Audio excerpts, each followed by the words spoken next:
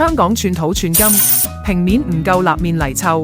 睇睇我哋呢個3至4人單位點樣設計嘅。入門到頂是置櫃，開放台入來解放雙手，呢邊係餐台位，過來設計上床下櫃組合床，樓梯櫃穩陣又能收納，靠窗保留客廳空間，對面靠牆設計書櫃和趟門衣櫃，加埋燈帶效果零舍唔同。靠窗呢邊設計書台光線好，隔離樓梯櫃，搭翻個上格床，床頭佈置衣櫃，出面設計櫃體間隔私密空間，同時比外面做足收納，高級又透氣。頂上加吊櫃，要慳空間就要注重儲物，咁樣設計有冇眼前一亮嘅感覺呢？關注我哋，獲取更多案例。